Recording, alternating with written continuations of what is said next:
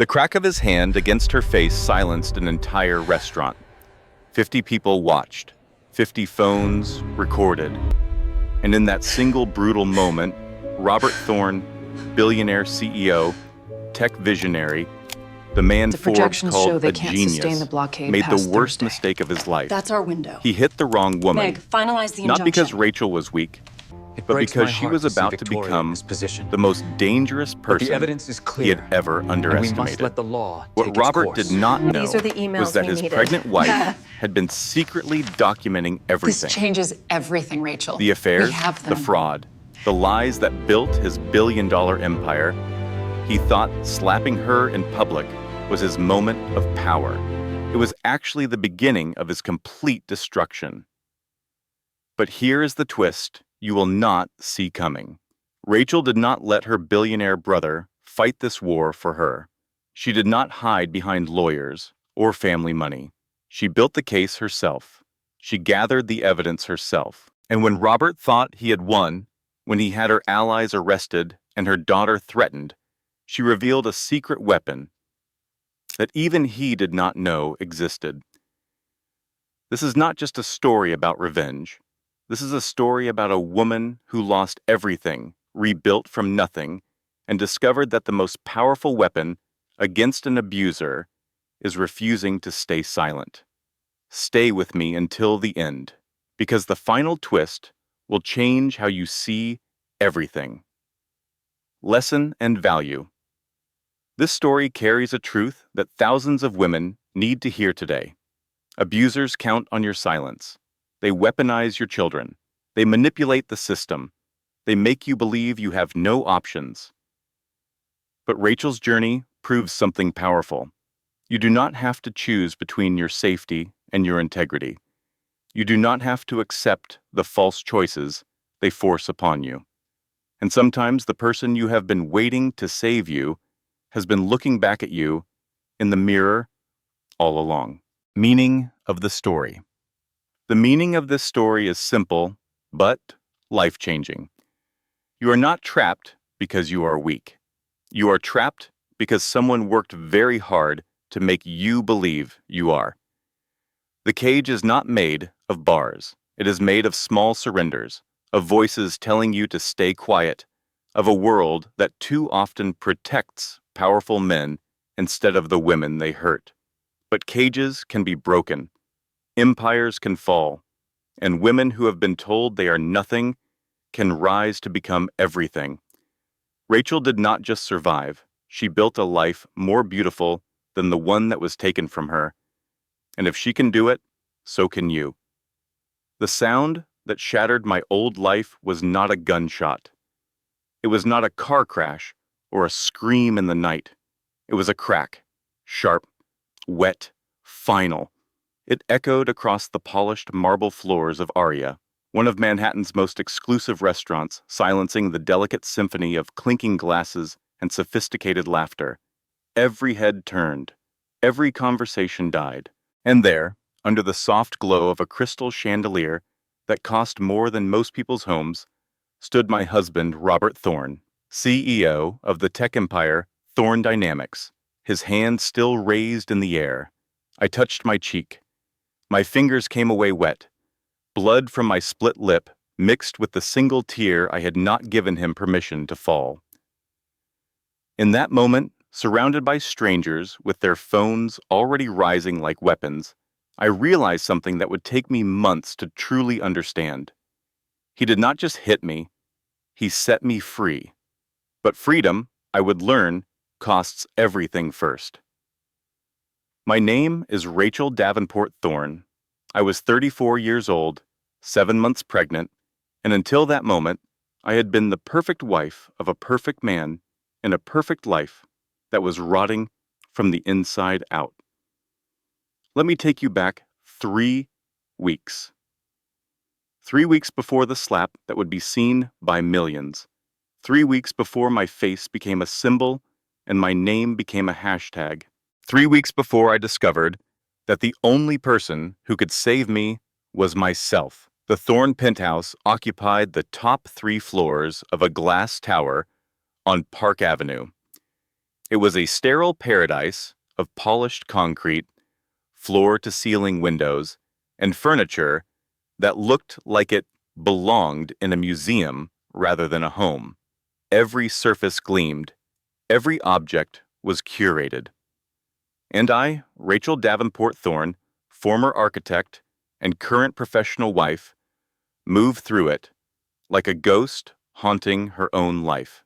That Tuesday morning, I was arranging flowers in a crystal vase while 8 screens mounted on the living room wall played my husband's CNBC interview on loop.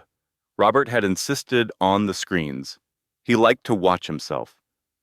Behind every successful man, Robert was saying on screen, his smile perfectly calibrated for maximum charm, is a woman who believed in him before anyone else did. I smiled at the flowers. It was the smile I had perfected over 4 years for 4 years of marriage. The smile that said everything was wonderful. The smile that hid the architecture awards, gathering dust in a closet because Robert said they cluttered the aesthetic. The smile that masked the drafting table in the back room that I had not touched in 3 years because Robert needed me focused on being his wife, not playing at having a career. My phone buzzed.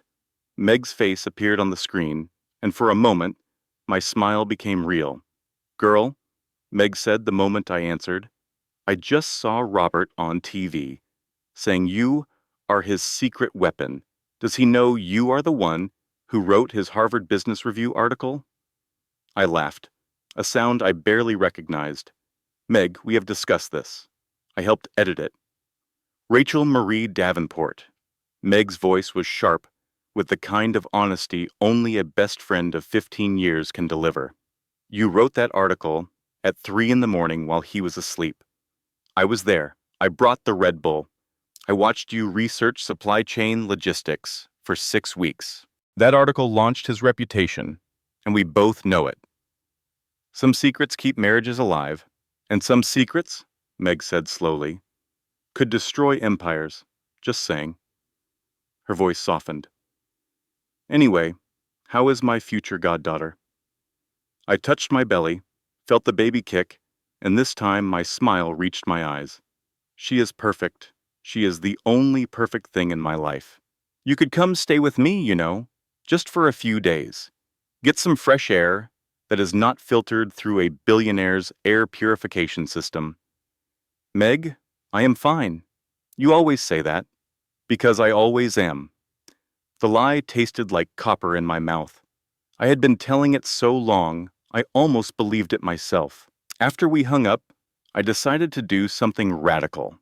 I decided to leave the penthouse to get coffee with my best friend. It was a Tuesday. Robert was at the office. I was a grown woman. I could have coffee. I was reaching for my coat when the elevator doors opened and Robert walked in. He was not supposed to be home. He was supposed to be in meetings until 7, but there he was, his Tom Ford suit perfectly pressed, his smile perfectly in place, and his eyes scanning me with that look I had come to dread. The look that said he was about to explain why I was wrong about something I had not yet said. "Sweetheart." He crossed the room and kissed my forehead. "Where are you off to?" "Coffee with Meg. I told you last week." "Did you?" He frowned, pulling out his phone as if checking a calendar. "I do not remember that. And did Dr. Patterson not say bed rest?" "He said light activity is fine. Are you a doctor now?" His voice stayed pleasant, but something underneath it shifted. "Because last I checked, you are an architect who has not worked in 3 years." The words landed like stones. I felt myself shrinking, the way I always did. Then his voice softened. The shift was so smooth, so practiced, that if I had not experienced it 1,000 times, I might have believed it was genuine. "I am sorry, sweetheart. I did not mean that. I just worry. The baby. You know how much I love you both." He placed his hand on my belly, and I had to force myself not to flinch. "How about we order in instead? I will have Marco make that pasta you love." We can watch a movie, just the three of us. The three of us. As if our daughter were already another possession he was claiming. I put my coat back on its hook. I texted Meg that something came up. I ate pasta I did not taste while Robert talked about a deal he was closing, a competitor he was crushing, a future he was building. Our future, he called it, but I was beginning to understand that in Robert's vocabulary, our meant his. That night, after Robert fell asleep, I called my therapist. Dr. Carla Jenkins had been seeing me for 8 months. Robert did not know about her. He did not believe in therapy. He believed in winning, and in his mind, needing help was the same as losing. Rachel, Dr. Carla said, her voice warm through the phone, I want you to notice something. When you told Robert you wanted to see Meg, what happened to your body? I thought about it. My shoulders tensed. I started explaining myself before he even objected. That is called anticipatory compliance. Your nervous system has learned to predict his reactions and submit before conflict even begins. This is not about coffee with Meg, Rachel. This is about whether you are allowed to have a self outside of him. I was silent for a long moment. Through the phone, I could hear Dr. Carla breathing, patient as always. What if I do not know who that self is anymore? I finally asked. Then we find her together. But Rachel, I need you to understand something. The cage you are in is not made of bars. It is made of moments like today. Small surrenders that add up until you cannot remember what freedom felt like. I looked at my husband sleeping beside me. 4 years ago, I had loved this man. 4 years ago, he had made me laugh, made me feel seen, made me believe I was the center of his universe. Now I understood. I was not the center. I was another satellite, orbiting the black hole of his ego. But I was also 7 months pregnant. I was financially dependent on a man who controlled every credit card, every bank account, every asset in our name. I had not worked in 3 years. My professional contacts had withered. My family consisted of one person, my older brother Julian, whom Robert had systematically driven away with his constant subtle insults about old money and silver spoons. I was trapped, and the worst part was I had helped build the cage myself. The next morning, Robert left for Singapore on a business trip. At least, that is what he told me. I found out the truth by accident. Robert had left his personal phone on the bathroom counter, something he never did. It buzzed while I was brushing my teeth. The screen lit up with a message from someone saved only as V. The message read, "Cannot wait for Singapore. Did you book the suite?" My hands were shaking as I picked up the phone. The passcode was our anniversary, because of course it was. Robert was arrogant enough to believe I would never check. I scrolled through the messages from Robert. Already done. Tell the board it is the investor conference. From V. And Rachel, from Robert. She is 7 months pregnant. She is not going anywhere. From V. I love when you are cold. There were more messages, hundreds of them, going back 2 years. Photos I had to look away from. Plans for trips that coincided perfectly with Robert's business travels. And worst of all, discussions about me, about how boring I had become, about how V was everything I was not. The old Rachel would have confronted him. The old Rachel would have screamed, cried, demanded explanations. The old Rachel would have given him exactly what he wanted, a chance to twist the narrative, to make me the hysterical, pregnant wife who could not be trusted. But something had shifted. Maybe it was the baby. Maybe it was 8 months of Dr. Carla's voice in my head. Maybe it was the simple, cold clarity of finally seeing the truth. I did not ask why. Instead, I asked myself a different question. What do I need to survive? I took screenshots. I emailed them to myself. I deleted the sent messages. I put the phone back exactly where I found it, and I began to plan. 3 weeks later, I was standing in Aria restaurant, my face stinging, my lip bleeding, watching my husband realize what he had just done. Let me tell you how we got there. The invitation to the opening of Aria had arrived like a royal summon. It was the new restaurant by celebrity chef Antoine Dubois, and the guest list read like a who's who of Manhattan's elite. For Robert, it was a prime networking opportunity. For me, it was another night of playing the role I had perfected. Smile, nod, laugh at the right moments. Disappear into the background while Robert worked the room. I chose a deep blue maternity gown that made me feel beautiful. It was a small rebellion, choosing something for myself rather than asking Robert's approval. When I emerged from the bedroom, he looked me up and down with the expression of a man evaluating a purchase he was no longer sure about. "A bit plain, is it not?" he said, adjusting his own $5,000 suit. "You should have worn the diamond earrings I bought you." They felt too heavy tonight. It is not about what you feel, Rachel. It is about the image we present. Strength, success. He sighed, a sound of deep disappointment.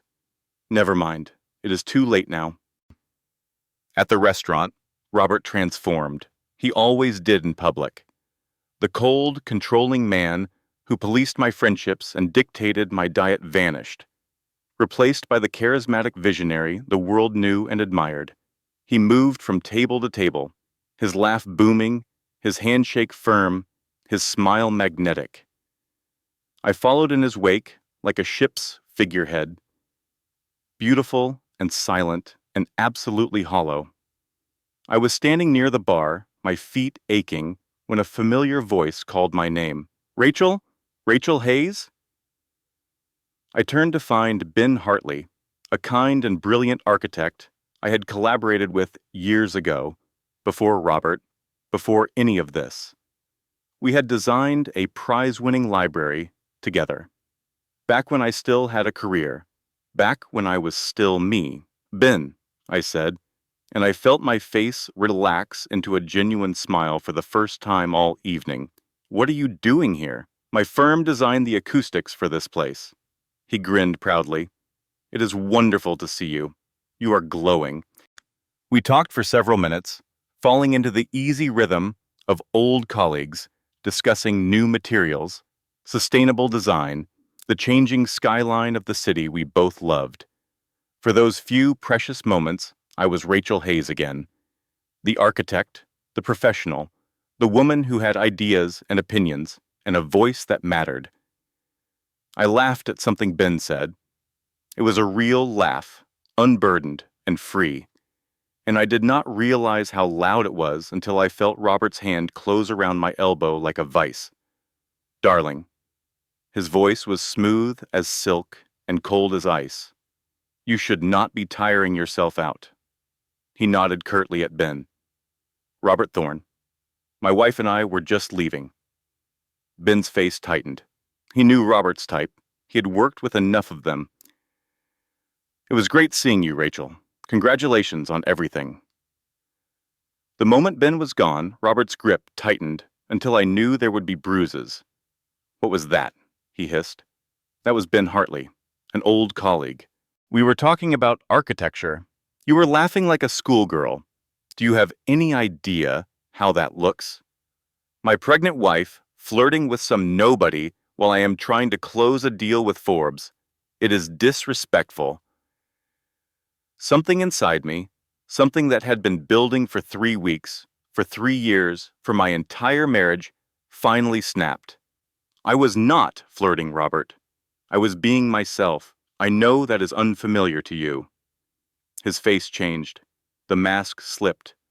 For a moment, I saw the real Robert Thorne, the one who threw things when he was angry, the one who had been punishing me in small ways for years. "You are allowed nothing that embarrasses me," he spat, his voice rising just enough to turn heads at the nearest tables. "My place?" The words came out before I could stop them. My place is not to be your silent, smiling accessory. I am a person, Robert, not a possession. And then he hit me. It was not a shove or a grab. It was a deliberate, open-palmed strike across my face that sent me stumbling backward. The sound cracked through the restaurant like a gunshot. I tasted blood, my ears rang, and in the sudden, absolute silence, I heard the click of phone cameras, capturing the moment that would change everything. I looked at Robert. I saw the shock in his eyes, the fury, the desperate calculation of a man realizing he had just made an unforgivable mistake in front of witnesses, in front of cameras, and I saw my opportunity. "Thank you," I said quietly. "What?" "I needed to see who you really are. Now everyone else can too." I turned and walked away, not running, not crying, walking with my spine straight and my head high, a queen abandoning a corrupt court. I walked past the stunned waiters, past the whispering patrons, past the world Robert Thorne had built on lies and cruelty and control. Outside, the October air was sharp and clean. I hailed the first taxi I saw, gave the driver an address, and only then did I allow my hands to shake. I did not call Meg. I did not call Dr. Carla. There was only one person on earth whose help I needed now. My brother Julian answered on the first ring, his voice calm, despite the 12-hour time difference. "Julian," my voice cracked. "Julian, I need you." The line was silent for one heartbeat, two. Then his voice came back, stripped of warmth and forged into something I had never heard from my gentle, quiet brother. Something cold, something lethal. "Where are you, Rachel? I am on my way." At the police station, I learned my first lesson about justice. The detective who took my statement was a tired man with kind eyes who had clearly seen too much. He listened to my story. He looked at my bruised face, my split lip, my pregnant belly, and then he told me the truth. "Ma'am, Robert Thorne has donated $2 million to the Police Athletic League. His lawyer will be here before I finish this paperwork. Without prior documented abuse, without hospital records showing a pattern, this is going to be very difficult to prosecute." "There is video," I said. 50 people saw it. "Video of what?" "The footage shows you laughing with another man minutes before. His lawyer will paint you as the aggressor, a jealous pregnant woman who provoked her loving husband." The detective sighed. "Mrs. Thorne, I have seen this play out 100 times. Men like your husband do not go to jail. They go to crisis PR." I sat in that cold plastic chair, my hand on my belly, and I understood. Justice is not a right. It is a resource. And I had just discovered I had none. By morning, Robert's PR team had already begun rewriting history. The headlines called it a heated argument between a stressed CEO and his emotional pregnant wife. Robert appeared on morning television, his face arranged in perfect contrition, speaking about the pressures of running a billion-dollar company and his deep love for his wife. "Marriages have difficult moments," he said, looking directly into the camera. "Rachel and I are committed to working through this together." I watched from a hotel room Julian had arranged, watching my assault rebranded as a difficult moment. And I felt something harden inside me, something that would sustain me through everything that was coming. Robert Thorne had made me invisible for 4 years. Now the whole world had seen his true face for exactly 3 seconds. And 3 seconds, I decided, would be enough. Julian arrived in New York 18 hours after my call. He came straight from the airport to the hotel suite he had arranged, a secure penthouse at the Mandarin Oriental, registered under a shell corporation. When he walked through the door, I barely recognized him. My brother had always been the quiet one. Where I was passionate and idealistic, Julian was measured and methodical. He had inherited our father's head for numbers and our mother's patience. After our parents died in a car accident when I was 24, Julian had stepped into the role of protector without a word of complaint. He was the one who handled the estate, who made sure I finished architecture school, who walked me down the aisle at my wedding to Robert, even though I now know he saw through my husband from the very beginning. The man who stood before me now was not the gentle brother I remembered. This was Julian Davenport, head of Davenport Capital, one of the most powerful private equity firms in the world, a firm so influential and so discreet it was sometimes called the shadow bank. Julian rarely appeared in headlines because he preferred it that way. Power, he once told me, is loudest when it whispers. "Show me," he said. I showed him my face. The bruise had bloomed overnight into a constellation of purple and yellow across my cheek. He looked at it without expression, but I saw his jaw tighten. "I can destroy him." Julian's voice was flat, factual, as if he were discussing a stock trade. Davenport Capital can dismantle Thorne Dynamics in 90 days. Say the word, Rachel. Say the word, and I will erase him. For a moment, I was tempted. The thought of Robert losing everything, of watching his empire crumble, of seeing fear in his eyes, for once instead of in mine, was intoxicating. But then I thought about what would happen next. I would be the bitter ex-wife whose billionaire brother fought her battles. Every article would be about Julian's power, not Robert's abuse. I would be a footnote in someone else's victory. Again. "No," I said. Julian's eyebrow rose. "No? If you destroy him, it proves his point. He has always said I could not survive without family money propping me up. If you fight this war, he wins even in losing. Then what do you want?" I had been thinking about this all night. Through the pain and the fear and the adrenaline crash that followed, I had been planning. Because that is what architects do. We take chaos and give it structure. We take empty space and fill it with purpose. "I want to build the case myself," I said. "I want to find every woman he has hurt, every employee he has crushed, every dirty deal he has buried. I want to document every lie, every fraud, every skeleton in his closet. And when I burn it all down, I want him to know it was me." Julian studied me for a long moment. I could see him reassessing, recalculating, seeing me not as the little sister he needed to protect, but as something else entirely. "You do not have the resources for that kind of investigation. But you do." I met his eyes. "Do not fight for me, Julian. Invest in me." A smile, small but genuine, crossed his face. "What do you need?" "A forensic accountant, a private investigator, 6 months. And I need you to trust me to run this my way. And if you fail, then you can destroy him the old-fashioned way. But let me try first." Julian was silent for a long time. I could see the conflict in his eyes. He wanted to protect me. He wanted to crush Robert with the full weight of his power, but he also respected me enough to let me choose. "All right," he finally said. "You are the CEO of this operation. I am just the investor." He paused. "But, Rachel, I am watching. If he comes near you again, I will not ask permission."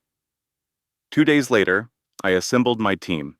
Meg arrived first, her paralegal's badge still clipped to her jacket, a box of pizza in one hand, and a bottle of wine in the other.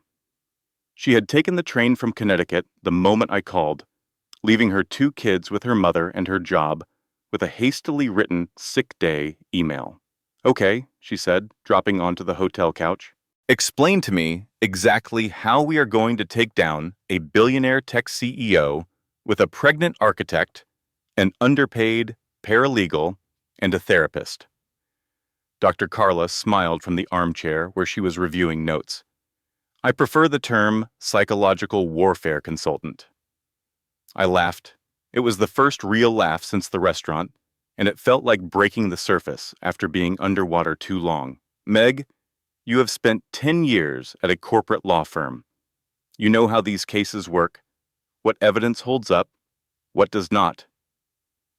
Carla understands how abusers think, how they hide their tracks, how they manipulate systems. And I know Robert. I know where he keeps things. I know his patterns. And Julian is paying for the forensic accountants? He is my silent investor. I am running this operation. Meg raised her pizza slice like a champagne flute. To Operation Phoenix. That is very dramatic, Dr. Carla said. I have been waiting my whole divorced life for a revenge montage. Let me have this. Over the next 3 months, we built our case. The forensic accountants Julian hired uncovered what I had long suspected. Thorne Dynamics' explosive growth was built on creative accounting. Revenue was being recognized aggressively, development costs were being capitalized in ways that inflated short-term profits. And there were discrepancies in the client acquisition numbers that suggested something close to fraud. The private investigator, a former FBI agent named Marcus Webb, discovered even more. Victoria Chase, Robert's PR director, had been on his payroll as a consultant for 2 years. The consulting fees corresponded exactly with Robert's business trips. With his trips to Singapore, I was not surprised about the affair. The screenshots on his phone had already confirmed that. But the documentation was important. Everything was about documentation now. Then came the discovery that changed everything. I went to see Diane Thorne, Robert's mother, at her mansion in Connecticut. I was not sure what to expect. I had met her only a handful of times during my marriage. Robert did not like spending time with his family. Now I understood why. Diane was 67, elegant, and possessed of the kind of old-money composure that comes from generations of wealth. She received me in her sitting room with tea and an expression I could not quite read. "You are the first wife with the spine to leave," she said. I blinked. First? His college girlfriend. She had bruises too. Diane's voice was steady, but I saw something flicker in her eyes. I gave her money to stay quiet. I thought I was protecting my son's future.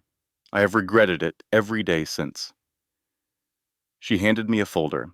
Inside were photographs, documents, records of settlements, records of incidents covered up. "I have been keeping these for years," she said. "Consider them my apology for raising a monster." I stared at the folder, then at her. "Why are you helping me?" "Because when he hit you in that restaurant, he hit you in front of cameras. He cannot make this disappear like he made the others disappear. And because that baby you are carrying is my grandchild, I will not let her grow up the way my son did." 3 months of work culminated in a single phone call. Julian had cultivated a contact at the Wall Street Journal, a veteran reporter named Sarah Jennings, who had built her career on exposing corporate fraud. She had reviewed our evidence. She was ready to publish. "This is it," Meg said, pacing the hotel suite. "Tomorrow he is finished." I touched my belly, now enormous. The baby was due in 3 weeks. My daughter, who I had already named Lily in my heart, kicked against my hand as if she could sense my excitement. "I almost cannot believe it," I whispered. "I am going to be free." For the first time in months, I allowed myself to hope. That night, I slept peacefully. The next morning, I woke to find a process server at my door. The document was titled, "Emergency Motion for Full Custody. Robert Thorne, Petitioner, versus Rachel Davenport Thorne, Respondent." My hands shook as I read the allegations. Respondent has displayed erratic, paranoid behavior since separating from petitioner. Respondent is believed to be colluding with her brother, Julian Davenport, to commit securities fraud against petitioner's company as part of a divorce strategy. Respondent has isolated herself from support systems and is receiving treatment for an undisclosed mental health condition. Respondent poses a psychological risk to the unborn child. Petitioner requests an immediate, court-appointed psychological evaluation and preliminary custody determination. Robert had found out about the investigation. Someone had talked, or he had simply anticipated my move. Either way, he had struck first. I called Julian, my voice hollow. He is using the baby. If I publish that article now, I look like an unstable woman trying to destroy her child's father for revenge. Every piece of evidence becomes proof of my supposed conspiracy against him. We can still move forward, Julian said. The evidence is solid. No, do you not see? Every move I make against his company will be twisted into evidence that I am unfit. He is not fighting for custody. He is taking my child hostage. The line went silent.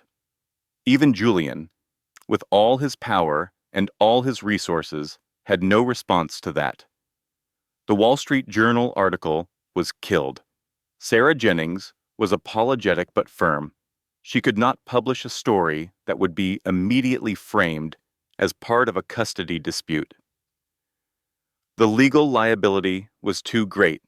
Everything we had built over 3 months collapsed in a single morning. Meg found me staring out the window, my hand on my belly, tears I could not stop streaming down my face. "So what do we do?" she asked. "We wait." The words tasted like ash.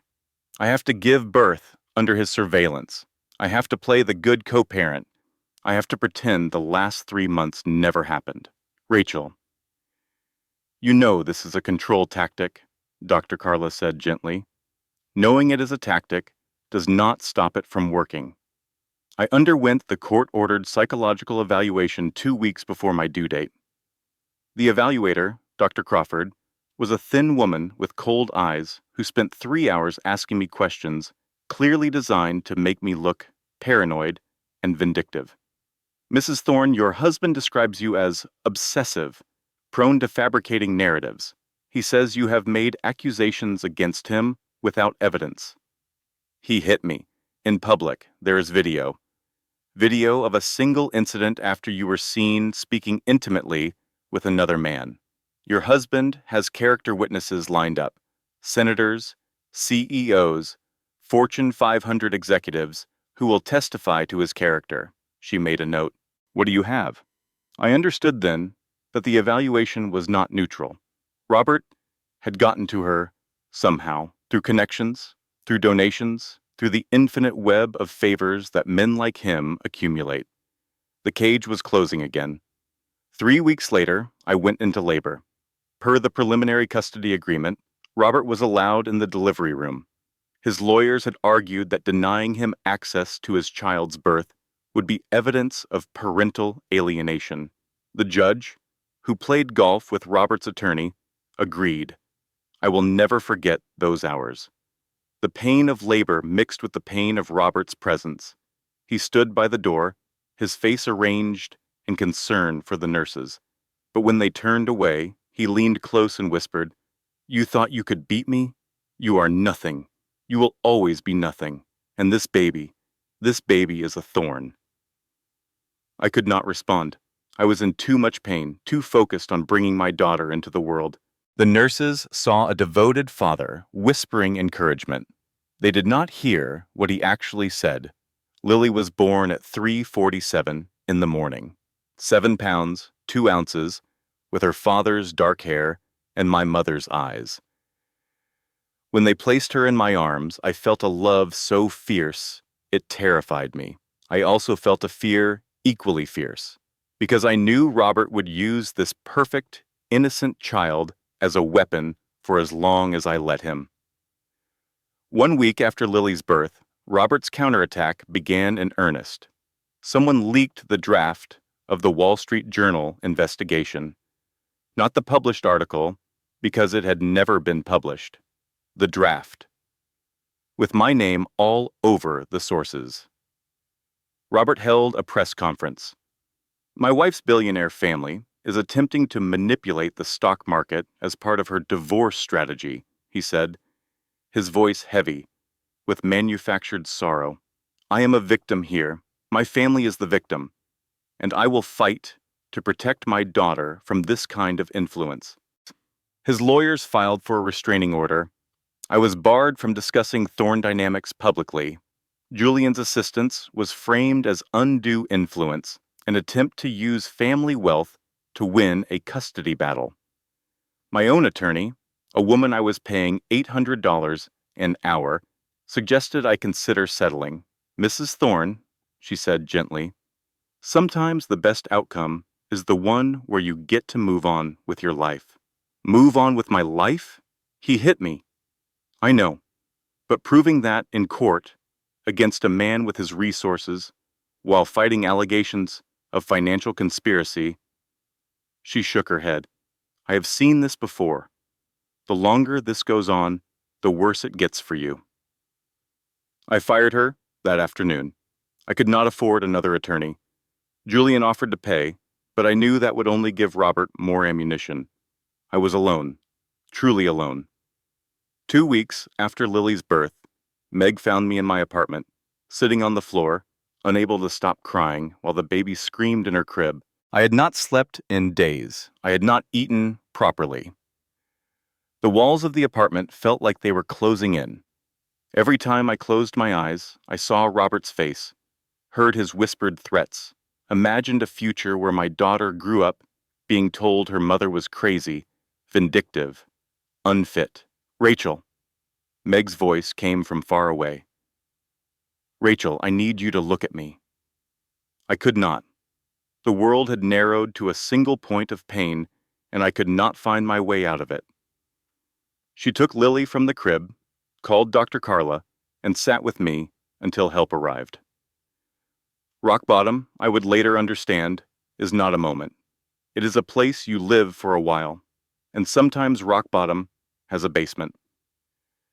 For 3 months after Lily's birth, I barely existed. I functioned enough to care for my daughter. I fed her, changed her, held her through the night when she cried. But the woman who did those things was not really me. She was a ghost wearing my face, going through motions she barely understood. Dr. Carla came to see me twice a week. Meg brought groceries and watched Lily while I slept. Julian called every day, his voice tight with the effort of not solving my problems with money and power. Rachel, you are in trauma. Dr. Carla sat across from me on the couch, her voice gentle but firm, and trauma lies. It tells you, this is forever. It tells you, there are no options, but you are still here. That baby is still fed. You have not given up. You have just paused, and that is allowed. I do not know how to fight anymore, I said. Then do not fight. Heal. The battle will still be there when you're ready, but you cannot win a war when you are this wounded. I spent 3 months learning to breathe again. It started small, showering every day, eating real meals instead of whatever I could grab with one hand while holding Lily. Going for walks around the block, then longer walks, then trips to the park where I would sit on a bench and watch my daughter discover grass and leaves and sunlight. I started sketching again. Nothing serious at first, just doodles on napkins while Lily napped, then actual designs. A community center, I imagined. A library that would welcome everyone. Buildings that mattered. I was sitting on a park bench 6 months after Lily's birth, watching her pull herself up on the edge of a sandbox. When a woman sat down beside me. Mrs. Thorne? The woman's voice was hesitant, uncertain. I'm sorry to bother you. I turned to look at her and felt the world tilt. It was Victoria Chase, Robert's mistress. The woman from the text messages, the consultant whose fees matched his business trips. Every muscle in my body tensed. I know who you are. She looked different than I expected. Smaller, paler. There were shadows under her eyes and a tremor in her hands that I recognized. I had seen that tremor in my own reflection. I deserve whatever you want to say to me, Victoria said. I know that. I helped him. I helped him hurt you. I believed everything he said, that you were cold, that you trapped him, that you were the problem. She swallowed hard. And then 3 weeks ago, he hit me too. I should have felt vindicated. I should have felt satisfied that karma had caught up with her. Instead, I felt only a bone-deep exhaustion and something that might have been compassion. Sit down, I said. Tell me everything. Victoria talked for an hour. She told me about the affair, about how it started, about how Robert had made her feel special and chosen and powerful. She told me about the gradual shift, how his charm turned to control, his attention turned to surveillance, his love turned to ownership. It happened so slowly I did not see it until it was too late, she said. And then when I tried to leave, he grabbed my arm. When I pulled away, he hit me, not in public. He learned that lesson in his office, with the door locked, where no one could see. Why are you telling me this? Victoria reached into her bag and pulled out a flash drive. Because I spent 2 years helping him destroy you. His PR director sees everything, Rachel. I have emails, financial records, photographs. I know about the offshore accounts. I know about the board members he is bribing. I know about the SEC violations his lawyers have been covering up. She pressed the drive into my hand. I want to help you destroy him. I looked at the flash drive, then at Victoria. You know he will come after you. I know. Her voice steadied.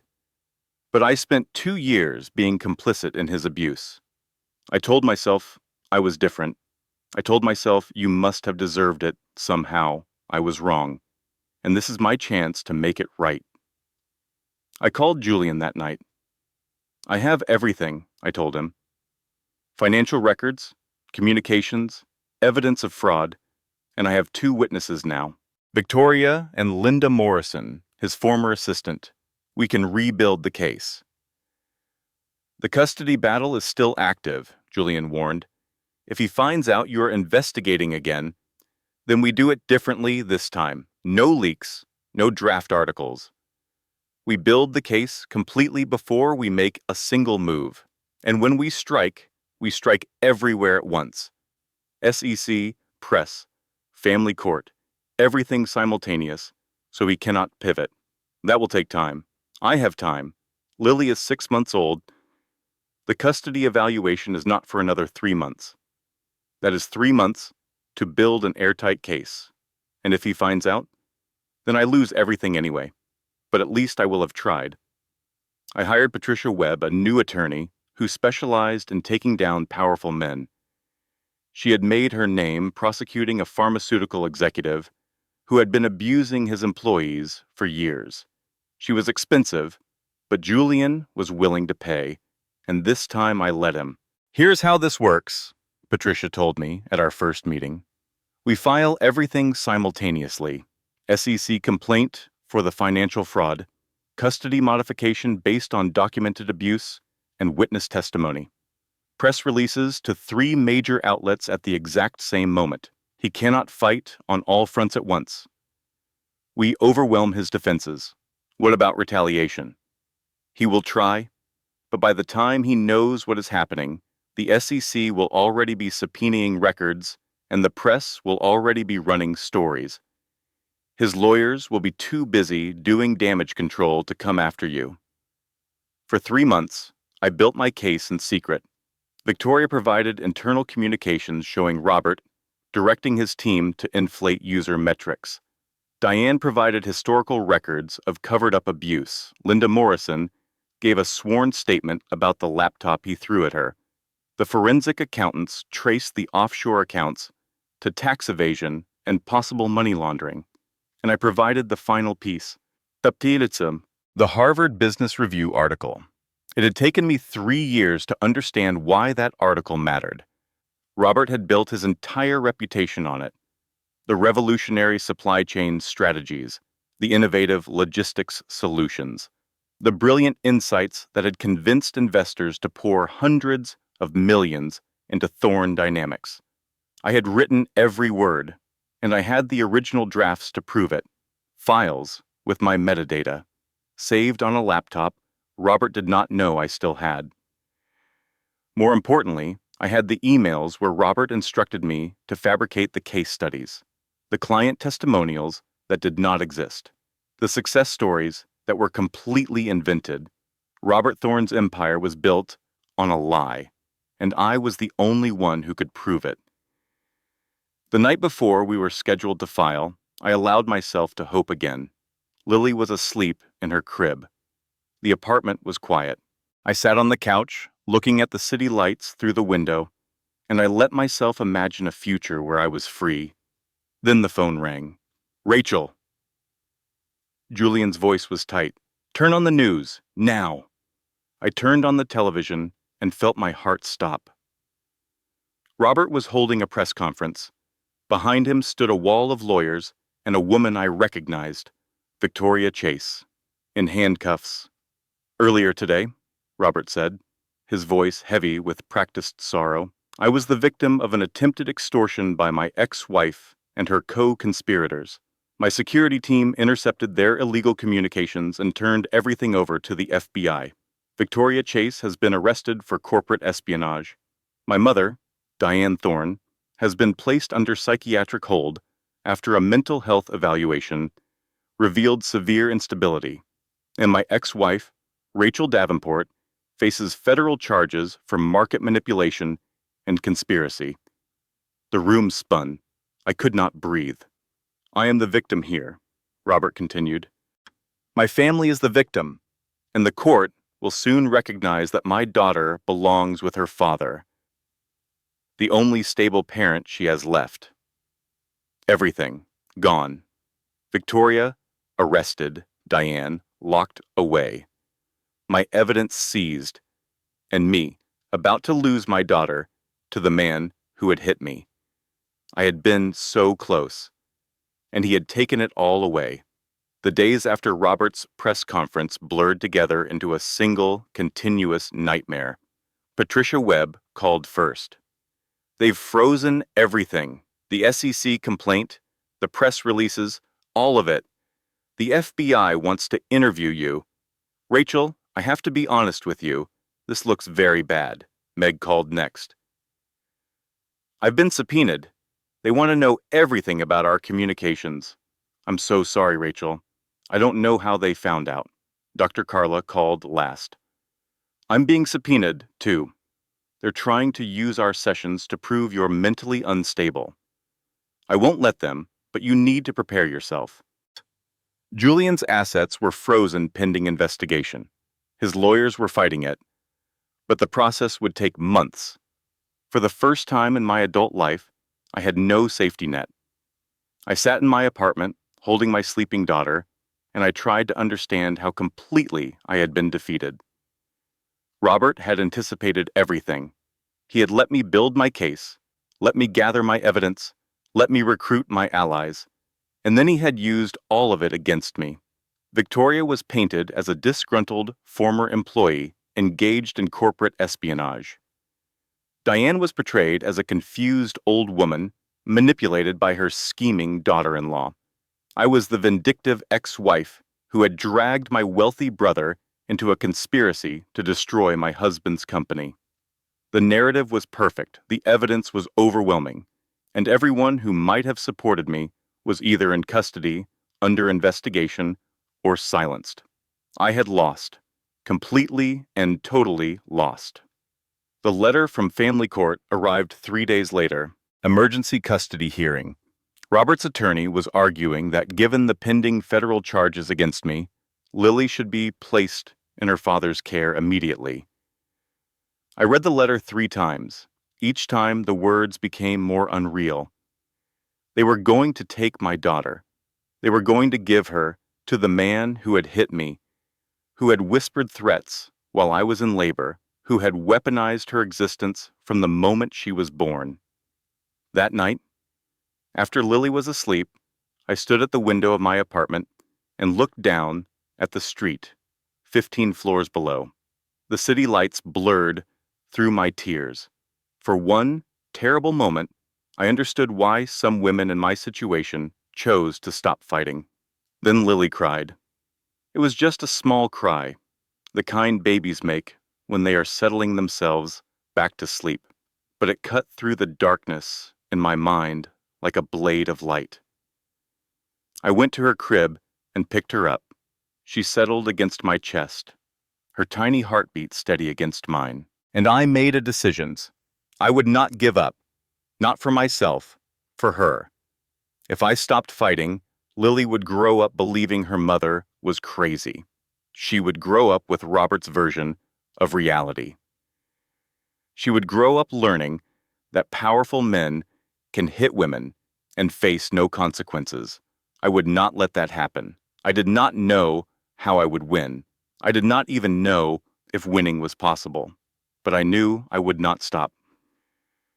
The next morning, I called Patricia Webb. Tell me what I have left, I said. Not what I have lost, what I still have. Patricia was quiet for a moment. Yourself, your testimony, your knowledge of how Robert operates, and one thing they do not know about. What? The Harvard Business Review article, the original files with your metadata, the emails showing Robert told you to fabricate the case studies. That evidence was on your personal laptop, which was not included in the FBI seizure because it was in a storage unit registered under your maiden name. I had forgotten about the laptop. I had hidden it months ago, a precaution that seemed paranoid at the time. Now it might be the only thing that could save me. If I can prove that Robert built his entire reputation on fraud that he directed me to commit, I said slowly, then the FBI case falls apart. They are treating me as a conspirator against a legitimate business. But if the business itself was built on lies, then you are not a conspirator. You are a whistleblower. I felt something shift inside me. Not hope exactly, something harder, something with teeth. Get me a meeting with the FBI, I said. I want to turn state's witness. The meeting with the FBI took place in a federal building in Lower Manhattan. Agent Martha Cole was a stern woman in her 50s with gray hair and sharp eyes that missed nothing. Ms. Thorne, she said, sliding a folder across the table, your husband's attorneys have provided substantial evidence that you and your brother conspired to manipulate Thorne Dynamics' stock price as part of your divorce strategy. They have communications, financial records, witness statements. Why should I believe you over him? I placed my own folder on the table, because I have something they do not know about. I explained everything, the Harvard Business Review article, how Robert had instructed me to write it, how he had told me exactly which case studies to fabricate, which testimonials to invent, which statistics to massage, how that single article had launched his reputation and attracted the investors who built his company. I showed her the original files, the metadata showing my name, the emails where Robert gave me instructions, the timestamps proving I wrote the article months before Robert published it under his own name. Agent Cole reviewed everything in silence. When she finished, she looked up at me with an expression I could not quite read. Why did you not come forward with this before? Because I was protecting my daughter. Robert weaponized the custody case against me. Every time I tried to fight, he threatened to take her. Every piece of evidence I gathered was twisted into proof that I was unstable, vindictive, unfit. I took a breath. But I realized something. If I do not fight, Lily grows up watching her mother be silenced, and I will not teach my daughter that safety means submission. Agent Cole was quiet for a long moment. Mrs. Thorne, if what you are telling me is true, then Robert Thorne did not just commit securities fraud. He built a billion-dollar company on a foundation of lies and used federal resources to silence the one person who could expose him.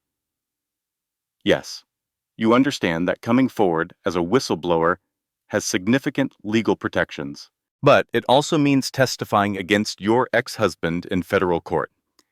It means your entire life being examined. It means years of legal proceedings. I understand. Why now? Why, after everything, are you willing to do this? I thought about Dr. Carla's voice in my head, about the thousands of hours of therapy that had led to this moment, about the women who had come forward to help me, about Lily, asleep in Meg's arms at this very moment, trusting that her mother would protect her. Agent Cole, I said, my therapist taught me something. Abusers count on you choosing between your safety and your integrity. They force you to pick, protect yourself, and be silenced, or speak up and be destroyed. The way out is to stop accepting those as the only options.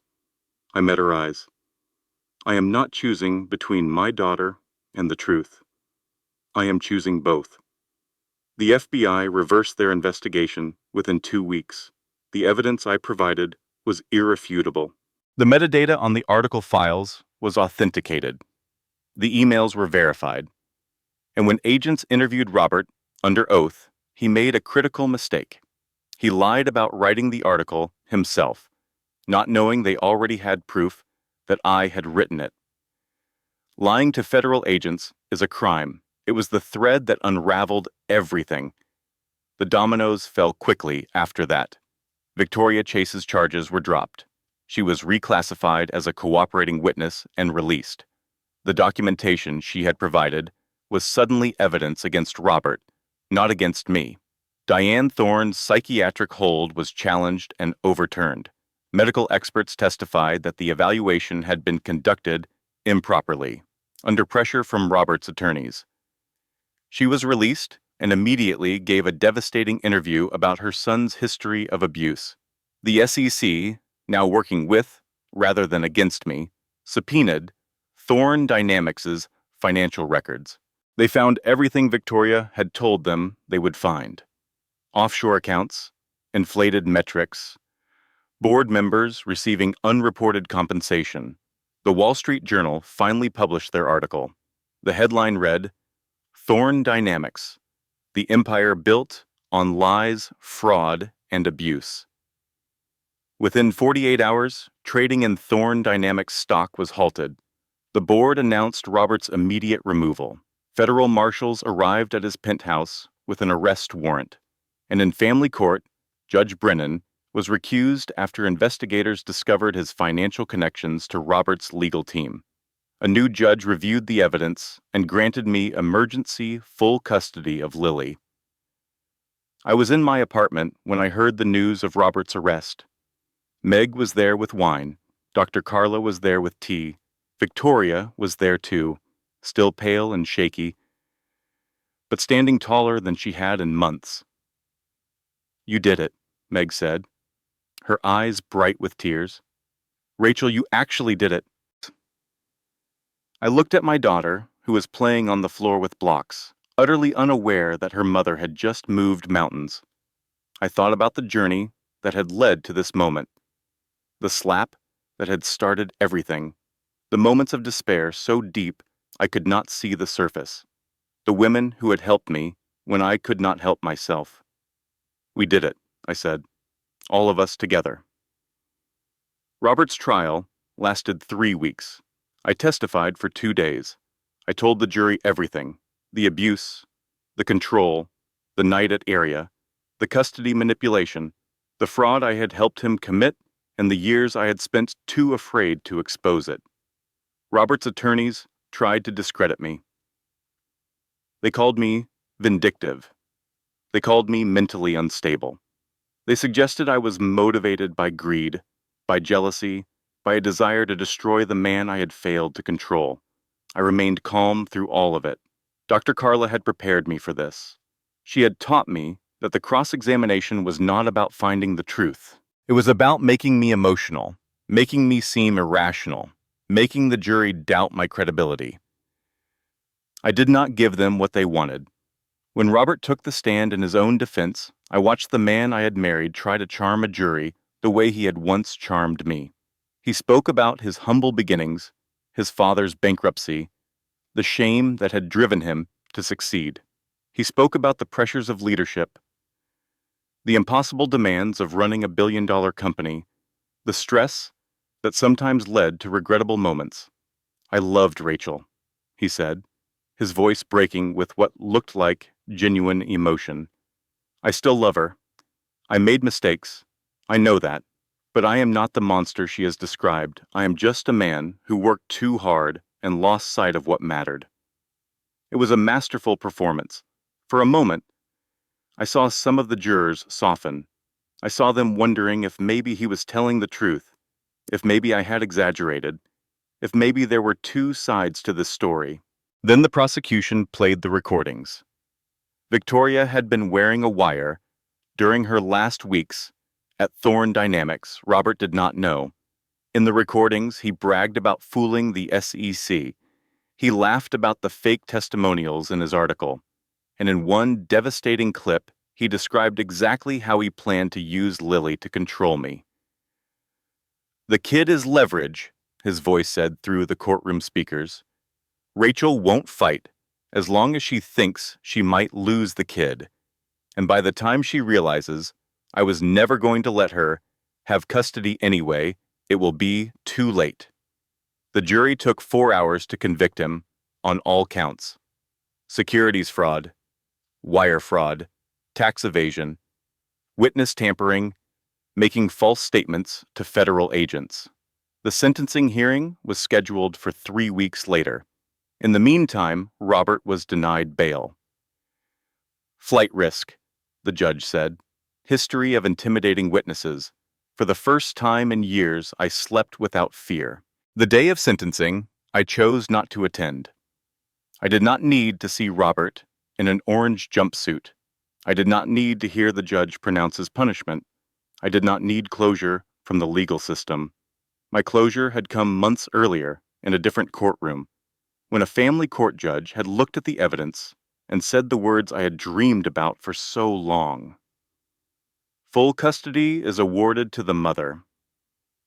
But I did receive one final communication from Robert. It was a letter forwarded through my attorney. Prison mail. I almost threw it away without reading it, but something made me open it. "Dear Rachel," it read, "you think you have won, but you forgot something. I kept records too. Everything you told me about your brother's business over the years. Every insider tip you passed along at dinner parties. Every deal Julian made that you mentioned to me in passing. I have it all documented, and I have already sent copies to a journalist. Julian Davenport will be investigated for insider trading. Your brother's empire will fall, and you will be deposed. Your testimony will destroy him, or your silence will destroy you. You have to choose between your brother and yourself. Enjoy your victory. It will not last." I read the letter 3 times. Then I called Julian. "We need to talk," I said. "Robert is not finished." Julian arrived at my apartment within the hour. I showed him the letter.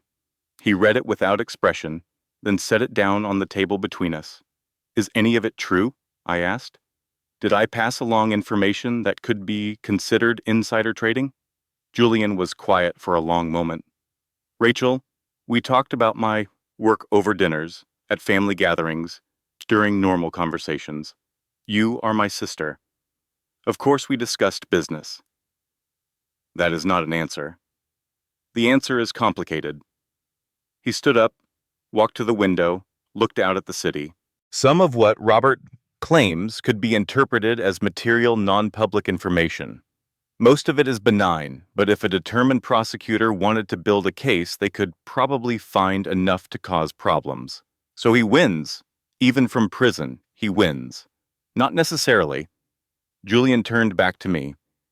"There are 2 ways this can go. Option 1, I hire the best lawyers money can buy, we fight the investigation, and maybe we win. But it takes years. It costs millions. And even if we prevail legally, my reputation is damaged. Davenport Capital's reputation is damaged. Our investors get nervous. The business suffers." What is option 2? Option 2 is, I get ahead of it. I go to the SEC myself. I disclose everything. I cooperate fully. If there were any trades made based on information you shared, even inadvertently, I make it right. Pay fines, restructure the firm, whatever it takes. Julian, you did nothing wrong. I'm the one who... You did nothing wrong either. Clem, his voice was firm. You had conversations with your brother. That is not a crime. Robert is twisting normal family interactions into something sinister. But the reality is, I am wealthy enough to absorb the consequences, the fines, the embarrassment, the temporary hit to my business. I can survive all of that. He paused. What I cannot survive is watching my sister be dragged through another legal battle because of me. I started to protest, but Julian held up his hand. Rachel, you have spent the last 2 years fighting. You have lost everything and rebuilt from nothing. You have protected your daughter, exposed a monster, and survived things that would have broken most people. You do not need to fight anymore. Let me handle Robert's last attack. Let me take this one. I looked at my brother, the quiet, steady presence who had been there through everything, who had offered me resources without demanding control, who had trusted me to fight my own battles even when every instinct told him to fight them for me. Okay, I said finally, but this is the last time. After this, no more saving each other. We just live our lives. Julian smiled. Deal? The investigation into Julian lasted 6 months. He cooperated fully, just as he said he would. In the end, the SEC found minor technical violations, trades that could theoretically have been influenced by our family conversations. Julian paid a fine of $12 million, agreed to enhanced compliance monitoring at Davenport Capital, and issued a public statement taking responsibility. Robert's last weapon had been neutralized. His attempt to destroy my brother had cost Julian money and temporary embarrassment, but nothing more. Meanwhile, I was building something new. The architecture firm I started operated out of a small office in Brooklyn. I had 3 employees, modest clients, and designs that would never win awards. But for the first time in years, I was doing work that mattered. My first major project was a women's shelter. I designed it pro bono, working with a nonprofit that helped domestic abuse survivors rebuild their lives. The building was warm and welcoming, with plenty of natural light and spaces that felt safe rather than institutional. It was everything my marriage had not been. When the shelter opened, I stood outside and watched women and children walk through the doors. Some of them looked the way I had looked 2 years earlier, shell-shocked, broken, unable to imagine a future.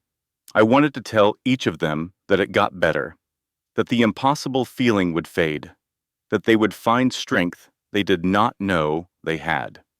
Instead, I just smiled and held the door open. Lily was walking by then, toddling around the shelter's playground while I supervised. She was 18 months old, with her father's dark hair and her grandmother's stubborn chin. She knew nothing about the war that had been fought over her. She knew only that her mother loved her, that her Uncle Julian brought presents when he visited, that life was full of sunshine and blocks and people who smiled when they saw her. That was enough. It was everything. Meg became Lily's godmother. Dr. Carla continued as my therapist and became something like a friend. Victoria, after completing her cooperation with federal prosecutors, asked if I needed a PR director for my new firm. I spent 2 years helping him destroy you, she said. Let me spend the next 20 helping you build something. I hired her on the spot, and Diane, Robert's mother, became the grandmother she had always wanted to be. She visited every Sunday, bringing cookies and stories and the kind of unconditional love that Robert had never known how to give. The life I built was not the one I had imagined when I was young. It was not the celebrated architecture career, or the perfect marriage, or the magazine spread home. It was smaller than that, messier, more real. It was mine. 18 months after Robert's conviction, I received a call from the warden of the federal prison where he was serving his sentence. "Mrs. Thorne," the warden said, "I'm calling because your ex-husband has requested to add you to his approved visitor list. He says he wants to apologize." I was silent for a long moment. "I decline," I finally said. "Please tell him I wish him well, but I have no interest in further contact." I hung up and did not think about it again. The truth was, I had stopped thinking about Robert months earlier. He had occupied so much space in my mind for so long that his absence felt like a physical relief. I no longer flinched when I heard a door open unexpectedly. I no longer rehearsed explanations for simple decision. I no longer felt the constant low-grade anxiety of living with someone who might explode at any moment. I was free, truly free. And freedom, I had discovered, was not about defeating your enemies. It was about building a life where they no longer mattered. The opening of my firm's second project, a community center in the Bronx, fell on Lily's second birthday. We combined the events into a single celebration, ribbon cutting in the afternoon and cake in the evening. Julian came, looking slightly uncomfortable, surrounded by so many people, but smiling genuinely when Lily demanded he carry her on his shoulders. Meg came with her 2 children, who immediately began a complicated game with Lily involving blocks and imaginary dragons. Dr. Carla came and stood quietly in the corner, watching her patient of 3 years thrive. Victoria came and managed the press with professional grace. Diane came and cried happy tears into her handkerchief. I looked around at all of them, this strange family I had assembled from the wreckage of my old life, and I felt something I had not felt in years. Joy. Simple, uncomplicated joy. After the party, after Lily was asleep and the guests had gone home, I sat on my balcony and looked out at the city lights. The apartment was small, nothing like the penthouse where I had once lived, but every inch of it was mine. Every piece of furniture was something I had chosen. Every photo on the wall was a memory I treasured. I thought about the woman I had been 3 years earlier, the perfect wife in the perfect cage, slowly losing herself, one small surrender at a time. That woman felt like a stranger now, someone I had known briefly and wished well but no longer recognized. The journey from her to me had been the hardest thing I had ever done. Harder than architecture school, harder than losing my parents, harder than labor or divorce or federal investigation. It had required me to confront every lie I had told myself about my marriage, my worth, my future. It had required me to accept help when every instinct screamed that accepting help was weakness. It had required me to keep fighting when fighting seemed hopeless, and to stop fighting when fighting was no longer necessary.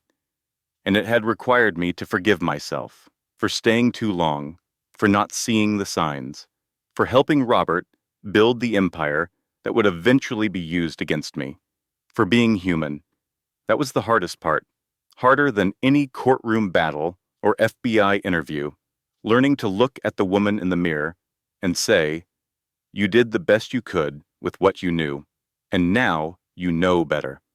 I was still sitting on the balcony when my phone buzzed. A text from Meg. "Hey, you okay? You seemed quiet tonight." I smiled and typed back, "I am better than okay.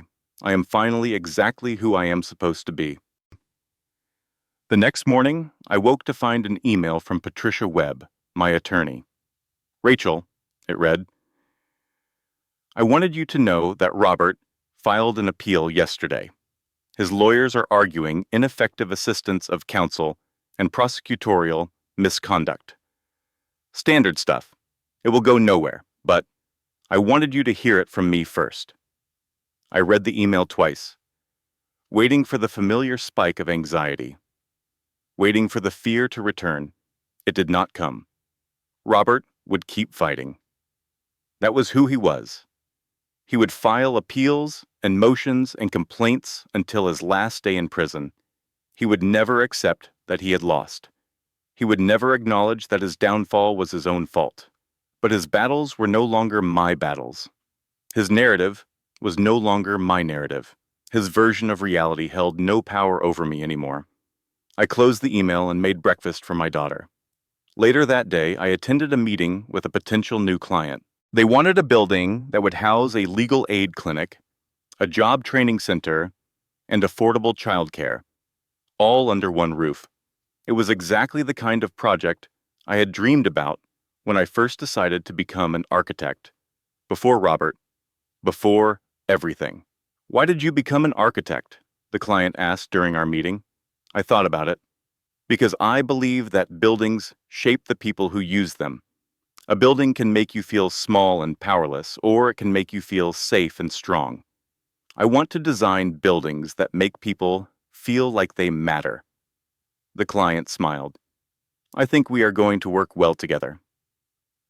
I walked home through the park, enjoying the spring sunshine, thinking about nothing in particular.